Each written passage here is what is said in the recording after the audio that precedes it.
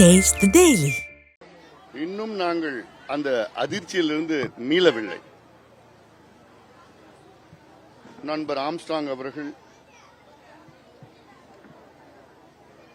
அடக்கப்பட்ட மக்கள், ஒடுக்கப்பட்ட மக்கள், குறிப்பாக பட்டியலின மக்களுக்காக 25 ஆண்டு காலமாக போராடி வருகின்றவர். அவருடன் சேர்ந்து நாங்களும் பல போராட்டங்களில் ஈடுபட்டு ஒடுக்கப்பட்ட மக்களுக்காக தொடர்ந்து குரல் கொடுத்தோம். 6 மாதத்திற்கு முன்பு கூட சென்னை பெரம்பூர் வில்லிவாக்கம், சென்னை வில்லிவாக்கத்தில் இருவரும் சேர்ந்து ஒரு நிகழ்ச்சியில் கலந்த பொழுது அவர் சொன்ன வார்த்தை, தமிழ்நாட்டில் 2 பெரும் சமுதாயம் இருக்கிறது. ஒன்று பட்டியலின சமுதாயம், அடுத்தது வன்னியர் சமுதாயம். இந்த 2 சமுதாயங்களும் காலங்காலமாக கூலியாக விடுதலை இல்லாத மதுவுக்கு அடிமையாக்கி முன்னேற்றம் இல்லாத சமுதாயங்களாக தொடர்ந்து இந்த ஆளும் ஆண்ட கட்சிகள் எல்லாம் இந்த சமுதாயங்களை அடக்கி ஒடுக்கி வைத்திருக்கிறது.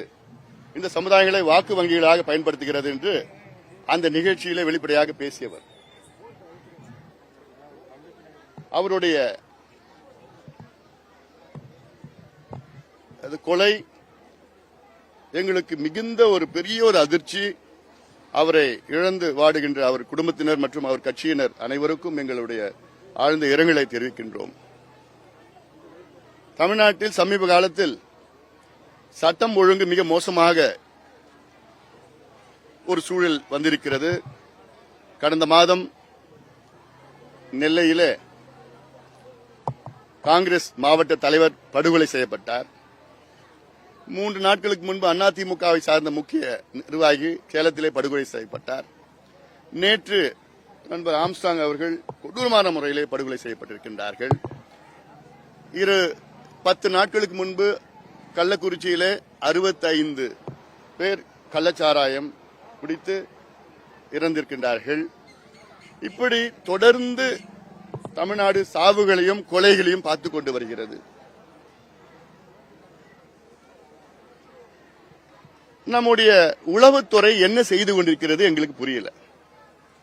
எங்களுக்கு வந்த செய்தி, தமிழ்நாட்டில் இருக்கின்ற முக்கியமான உளவுத்துறை சார்ந்தவர்கள் குறைந்தது கிட்டத்தட்ட ஒரு 400 பேர் 500 பேர் விக்கிரவாண்டி தொகுதி சட்டமன்ற இடைத்தேர்தலில் ஒவ்வொரு கிராமத்திலும் தங்கி இருக்கின்றார்கள் என்று செய்தி. உளவுத்துறை இங்கேயே தங்கி, இந்த தொகுதியிலே தங்கி, இந்த தொகுதியில் யார் வருகிறார், யார் வாக்குகள் கேட்கிறார், யார் ஓட்டு கேட்கிறார், யாருக்கு ஓட்டு போட போறாங்க, அது எப்படி அந்த வாக்குகளை வாங்கலாம்,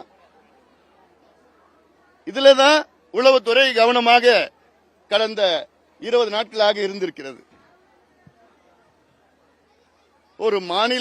ஒரு தேசிய கட்சியின் மாநில தலைவருக்கு பாதுகாப்பு இல்லை என்றால் நினைத்து பாருங்கள், சட்டம் ஒழுங்கு எப்படி இருக்கிறது தமிழ்நாட்டில். உளவுத்துறையுடைய தோல்வியாக நான் பார்க்கின்றேன். என்ன காரணம்னா இருக்கட்டும், அது ஆனாலும் பாதுகாப்பு கொடுப்பது, அதுவும் இப்படி தலைவர்களுக்கெல்லாம் பாதுகாப்பு கொடுப்பது காவல்துறையுடைய கடமை. அது அந்த காவல்துறை முதலமைச்சர் கீழ் வருகிறது.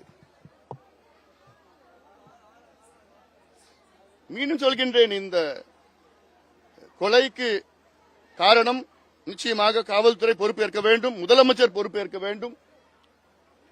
ஒட்டுமொத்தமாக அந்த உளவுத்துறை, இந்த நாங்க போற ஊர்ல ஒவ்வொரு ஊர்லயும் பார்த்தா 2-3 பேர் அங்கங்க நின்றுட்டு இருக்கிறாங்க. இதுதான் உங்க வேலையா? உளவுத்துறையுடைய வேலை விக்கிரவாண்டி இடைத்தேர்தல் எப்படியாவது ஆளுங்கட்சி திமுக வெற்றி பெற வைக்க வேண்டும் என்று, அதான் உங்க வேலையா?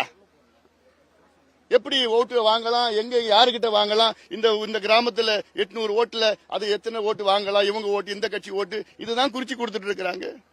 தினம் அன்றாடம் அப்டேட், இன்னைக்கு இவ்வளவு வாக்குகள், இன்னைக்கு நாளைக்கு இப்படி பின்தங்கி இருக்குது, முன்னிலை இருக்கிறது, இப்படி எல்லாம். இதுதான் உளவுத்துறையோட வேலையா? முதலமைச்சர் அவர்கள் சட்டம் ஒழுங்கை சீர் செய்ய வேண்டும், கள்ளச்சாராயத்தை ஒழிக்க வேண்டும்.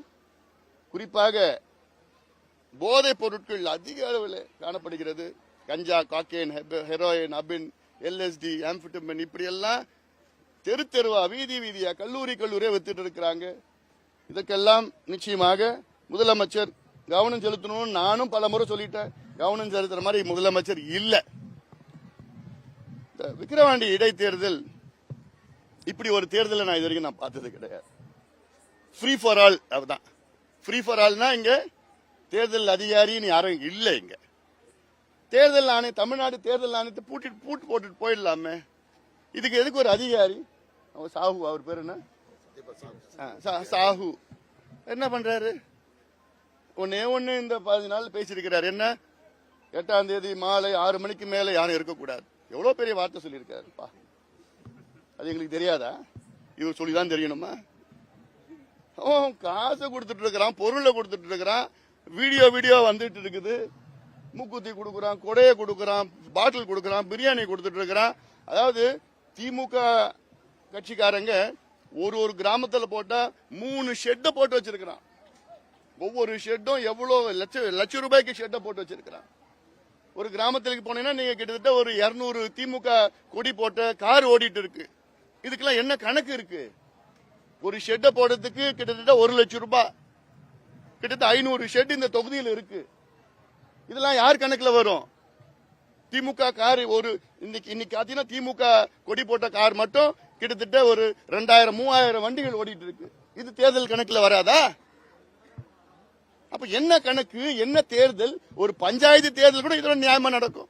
பஞ்சாயத்து தேர்தல் கூட நியாயமா நடக்கும்னா அப்போ ஒரு சட்டமன்ற இடைத்தேர்தல் அது நடத்துவதற்கு திறமையற்ற தமிழ்நாடு தேர்தல் ஆணையம். வெக்கக்கேடு இதெல்லாம், வெக்கக்கேடு. அதனால ஆனாலும் இது எல்லாம் பணபலம், அதிகார பலம், இது எல்லாம் மீறி உறுதியாக இந்த தேர்தலில் பாட்டாளி மக்கள் கட்சி மிகப்பெரிய வெற்றியை பெற இருக்கிறது. மக்கள் எல்லாம் முடிவு செஞ்சுட்டாங்க. இந்த தேர்தலில் பாத்தீங்கன்னா திமுக குடும்பத்தை சார்ந்தவர்கள் எல்லாம் எங்களுக்கு வாக்களிக்க முடிவு பண்ணிட்டாங்க. அப்ப மற்ற கட்சியெல்லாம் நினைச்சு பாத்துங்க. மற்ற கட்சியெல்லாம் சொல்லவே தேவையில்லை. திமுக கட்சிக்காரர்களே எங்களுக்கு ஓட்டு போட முடிவு பண்ணிட்டாங்க. அவ்வளவு வெறுப்புல இருக்கிறாங்க. எதுவும் செய்யல இந்த தொகுதியில். இந்த தேர்தல் நேரத்தில் வருவாங்க, வந்து முதலமைச்சர் வர போட்டதில்ல. ஏன்னா கள்ளக்குறிச்சிக்கே அந்த சாவுக்கு வரல, இதுக்கு மட்டும் வந்தாருன்னு சொல்லிட்டு அவருக்கு ஒரு பேர் போயிடும். அவருடைய மகன் உதயநிதி அமைச்சர் அவர்கள் நாளைக்கு வராரு. அவர் வந்து பேசுவாரு. நாங்கள் சமூக நீதிக்கு நான் பேரன், எங்க அப்பா அப்படிலாம் பேசிட்டு இருப்பாரு. சமூக நீதிக்கும் திமுகவும் சம்பந்தமே கிடையாது. நான் எந்த மேடை கூட நான் வர தயாரா இருக்கிறேன். விவாதம் பண்ணதுக்கு நான் தயாரா இருக்கிறேன். எங்க வேணா மேடை போடுங்க, நான் வரேன். யார் வேணா வரட்டும் மேடைக்கு, நான் வரேன். பாத்துக்கலாம். சமூக நீதிக்கு நீங்க என்ன பண்ணீங்க? அதுவும் ஸ்டாலின் அவர்கள் சொல்றாரு சமூக நீதிக்கு துரோகம் நாங்க பண்ணோமா? எங்க கிட்ட ஆட்சி அதிகாரம் இல்லாமலேயே இந்தியாவில 2 இடஒதுக்கீடும் தமிழ்நாட்டில் 4 இடஒதுக்கீடும் வாங்கி தந்தவர் எங்க ஐயா அவர்கள். எங்கிட்ட ஆட்சி 1 மாசம் கொடுத்து பாருங்களேன். நீங்க 77 ஆண்டு காலம் தமிழ்நாட்டில் நடக்காது, நாங்க 1 மாசத்துல எங்களால செய்ய முடியும். 57 ஆண்டு காலம் ஆட்சி பண்ணிட்டு இருக்கீங்க. நீங்க என்ன பண்ணீங்க? எங்கிட்ட 1 மாசம் கொடுங்க. நாங்க ஜாதிவாரி கணக்கெடுப்பிலிருந்து எல்லாத்துக்கும் சமநிலையை உருவாக்குவதற்கு அடித்தள திட்டங்கள் நாங்க கொடுப்போம். 1 மாதத்துல எங்களால் கொடுக்க முடியும். அதிகாரம் இல்லாமலே நாங்க 6 இடஒதுக்கீடுகள் இந்தியாவுக்கும் தமிழ்நாட்டுக்கும் வாங்கி தந்தவங்க. நாங்க எங்களை பார்த்து சமூக நீதிக்கு துரோகி. யாரு துரோகி? நீங்க தான் துரோகி. பச்சை துரோகம் பண்றீங்க. உங்களுக்கு அதிகாரம் இல்லைன்னு சொல்றீங்க. ஜாதிவாரி கணக்கெடுப்பு நடத்த உங்களுக்கு அதிகாரம் இல்லையா? எவ்வளவு பெரிய துரோகம், எவ்வளவு பெரிய பொய் இது. நான் மீண்டும் சொல்றேன், உச்சநீதிமன்றம் விடுமுறை முடிச்சு 8ஆம் தேதி நாளை மறுநாள் கூடுது. அப்போ அதன் பிறகு இந்த 69 விழுக்காடு இடஒதுக்கீடு அந்த வழக்கை என்னைக்கு எடுக்க போதும் எங்களுக்கு தெரியல. அதுக்கப்புறம் முதல் கேள்வி கேட்கறது, நீங்க தரவுகள் இருக்கா? 69 விழுக்காடு இடஒதுக்கீடு கொடுத்திருக்கீங்க, அதற்கேற்ப தரவுகள் இருக்கான்னு ஒரு கேள்வி கேட்டுச்சுன்னா அவ்வளவுதான், முடிஞ்சு போச்சு. 69 விழுக்காடு இடஒதுக்கீடு ரத்து பண்ணிடுவாங்க. அந்த பயம் தான் எனக்கு இருக்கு. இதுதான் தொடர்ந்து நாங்க சொல்லிட்டு வரோம். கணக்கெடுப்பு நடத்துங்க. இந்தியன் ஸ்டாட்டிஸ்டிக்கல் ஆக்ட் 2008 படி இவங்க பஞ்சாயத்து எடுக்கலாம், கணக்கெடுப்பு நடத்தலாம். முதலமைச்சர் எடுக்கிறதுக்கு தயங்குறாரு, இல்ல அதிகாரம் இல்லைன்னு சொல்றாரு. பஞ்சாயத்துக்கு அதிகாரம் இருக்குன்னா அப்ப முதலமைச்சருக்கு அதிகாரம் இல்லையா? பீகார் மாநிலத்தில் எடுத்திருக்கிறாங்க. எடுத்து அதை பீகார் உயர் நீதிமன்றம் உறுதி செய்திருக்கிறது. ரத்து செய்யல, உறுதி செய்திருக்கிறது. இந்தியாவுடைய உச்ச நீதிமன்றம் பீகாரில் கணக்கெடுப்பு நடத்துவதை உறுதி செய்திருக்கிறது. ஆனா இவரு பொய் சொல்லிட்டு எங்களுக்கு அதிகாரம் இல்ல மாநில சுயாட்சின்னு ஒரு கோஷம் கொடுக்கிற அதிகாரத்தை எங்களுக்கு இல்லைன்னு சொல்ற ஒரு முதலமைச்சர் இந்தியாவில் நீங்க பாத்திருக்கீங்களா? அவர் தான் தமிழ்நாட்டு முதலமைச்சர் திரு ஸ்டாலின் அவர்கள். அதிகாரம் இருந்தோம் இல்லைன்னு ஒரு பொய் சொல்லிட்டு இருக்கிறார். ஆனா கேட்டா நாங்க சமூக நீதியினுடைய வாரிசு. சமூக நீதிக்கு உங்களுக்கு சம்மந்தம் இல்லை. உங்களோட நோக்கம் என்ன? இந்த தாழ்த்தப்பட்ட சமுதாயம், வன்னியர் சமுதாயம், மீனவர் சமுதாயம், இது போன்ற பின்தங்கிய மிக மிக பின்தங்கிய சமுதாயங்கள் முன்னேறக்கூடாது உங்களோட நோக்கம். அப்படி முன்னேறினாங்கன்னா உங்களுக்கு ஓட்டு போட மாட்டாங்க. அடிமையா இருக்கணும், கூலியா இருக்கணும், அப்படிதான் இருக்கணும், குடிகாரங்களா இருக்கணும், மதுவை கொடுத்து கஞ்சாவை கொடுத்து இந்த சமுதாயங்கள்லாம் பின்தங்கிய நிலையில இருந்தா தான் உங்களுக்கு ஓட்டு போடுவாங்க. அது மீறி எல்லாம் ஒன்னா சேர்ந்தாங்கன்னா பிரிச்சிடணும், சண்டையை மூட்டி விடணும். இதுதான் காலங்காலமா நடக்குது. அதனால இதெல்லாம் மக்கள் பார்த்துட்டு தான் இருக்காங்க, மக்கள் சிந்திச்சு தான் இருக்கிறாங்க. இதனால இதெல்லாம் உடனடியாக முதலமைச்சர் சாதிவாரி கணக்கு நடத்துங்க. 69 விழுக்காட்டு இடஒதுக்கீடை பாதுகாக்கணும். முன்னாள் முதலமைச்சர் ஜெயலலிதா அம்மையார் அவர்கள் இந்த 69 விழுக்காடு இடஒதுக்கீட்டை 9வது அட்டவணையில பாதுகாப்பு கொடுத்திருக்கிறாங்க. எவ்வளவு பெரிய ஒரு சாதனையை நான் பார்க்கிறேன். அதன் பிறகு அதை இழக்கின்ற சூழல் முதலமைச்சர் ஸ்டாலின் அவர்களுக்கு வந்திருக்கிறது. இந்த அவப்பேர் ஸ்டாலின் அவர்களுக்கு போக இருக்கக்கூடாது. அது நான் இன்னைக்கு எச்சரிக்கிறேன். நான் அப்படி ஏதாவது ஒரு சூழல் வந்ததுன்னு வச்சுங்களேன், உச்சநீதிமன்றம் 69 விழுக்காடு இடஒதுக்கீடு ரத்து பண்ணின ஒரு சூழல் வந்துருச்சுன்னா அன்னைக்கே திமுக ஆட்சி கலைஞ்சு விடும், போயிடும். திமுக ஒரு கட்சி அதுக்கப்புறம் இருக்காது. அந்த அளவுக்கு தமிழ்நாட்டு மக்கள் கொந்தளிப்போ ஒரு மிகப்பெரிய ஒரு புரட்சி போராட்டம், மிகப்பெரிய ஒரு போராட்டம் நடக்கும் தமிழ்நாட்டில். இது நான் எச்சரிக்கை மீண்டும் மீண்டும் முதலமைச்சருக்கு நான் சொல்றேன். உங்களை சுத்தி இருக்கிற 4 அமைச்சர்களை பேச்ச நம்பாதீங்க. அவங்களுக்கும் சமூக நீதிக்கு சம்பந்தம் கிடையாது. அவங்க வியாபாரிகள். அந்த அமைச்சர்கள்லாம் வியாபாரிகள், வணிகர்கள், வியாபாரிகள். அவங்களுக்கு சமூக நீதிக்கு சம்பந்தம் கிடையாது. சமூக நீதி உங்களுடைய தந்தை கலைஞர் அவர்களுக்கு அவருடைய ரத்தத்தில் ஊறி இருக்கு சமூக நீதி. அவரு கொள்கையில கடைபிடிங்க. அதனால இதை மீண்டும் சொல்வது, இதை முதலமைச்சர் அவர்கள் செய்ய வேண்டும்.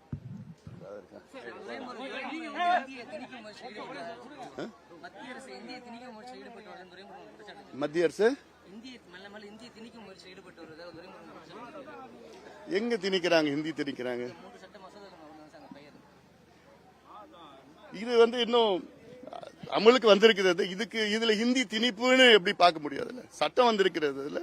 சட்டம் இந்த வழக்கு நிலுவை இதுல இருக்கு, நீதிமன்றத்தில் இருக்கு. அதை பார்க்கலாம், என்னன்னு சொல்லி பார்க்கலாம். இதனால எப்படி ஹிந்தி திணிப்புன்னு எப்படி சொல்ல முடியாது?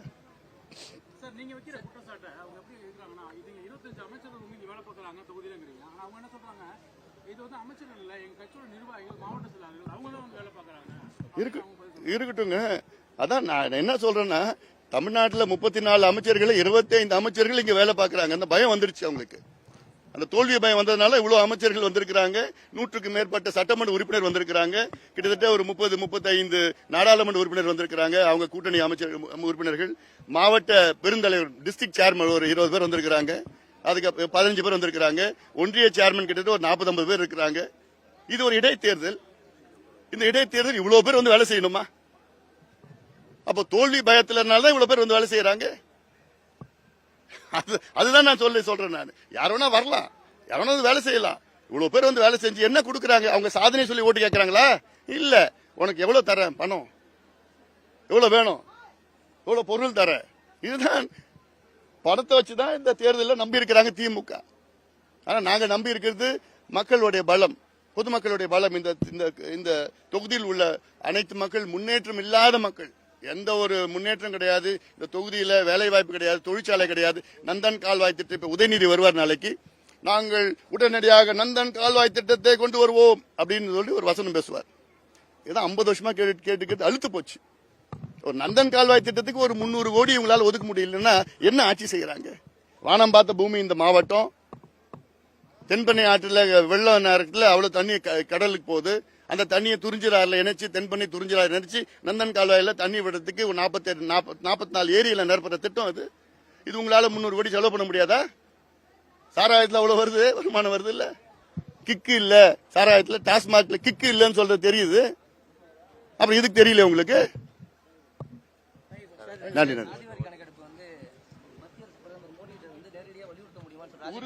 உறுதியா நாங்க பேசுவோம். சாதிவாரி கணக்கெடுப்பு நிச்சயமாக பிரதமர் மோடி அவர்களை சந்தித்து நாங்கள் உறுதியாக வலியுறுத்துவோம். அதே வேளையிலே மாநில அரசு எடுப்பது சர்வே, மத்திய அரசு எடுப்பது சென்சஸ். மத்திய அரசு சென்சஸ் எடுத்தால் அது வந்து ஒவ்வொரு சாதியினுடைய தலை எண்ணிக்கை தான் வரும், வெளிவரும், அந்த விவரங்கள் வெளிவரும். ஆனால் மாநில அரசு எடுத்தால் ஒவ்வொரு சமுதாயத்துடைய நிலை, சமூக பின்தங்கிய நிலை, சோசியல் பேக்வர்ட்னஸ் வந்து மைக்ரோ லெவல் அசஸ்மெண்ட் பண்ண முடியும். ஆக இருவரும், தனியா மத்திய அரசு எடுக்கட்டும், மாநில அரசு எடுக்கட்டும். இவர் ஏன் எடுக்க மாட்டார்? மத்திய அரசு எடுக்கிறது வலியுறுத்துவோம். மத்திய அரசு என்னைக்கு சென்சஸ் எடுக்கிறாங்களோ அன்னைக்கு தான் எடுக்க முடியும். தனியா தமிழ்நாடுக்கு மட்டும் எடுக்க முடியாது. சென்சஸ் என்னைக்கு எடுக்கிறதா?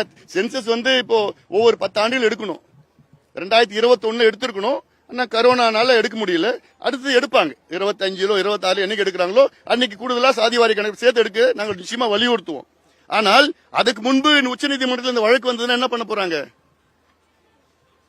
அதனால இது ஏமாற்று வேலை. இவர் முதலமைச்சர் சொல்றது ஏமாற்று வேலை. மாநில அரசு எடுக்கலாம், இவர் எடுக்கிறதுல என்ன பிரச்சனை வரப்போகுது? இந்தியன் ஸ்டாட்டிஸ்டிக்ஸ் ஆக்ட் 2008 படி ஜாதிவாரி கணக்கெடுப்பு நடத்துவதற்கு என்ன பிரச்சனை இருக்கு? எந்த பிரச்சனையும் இல்லையே. அதானே நாங்க திருப்பி கேட்டுட்டு இருக்கிறோம்.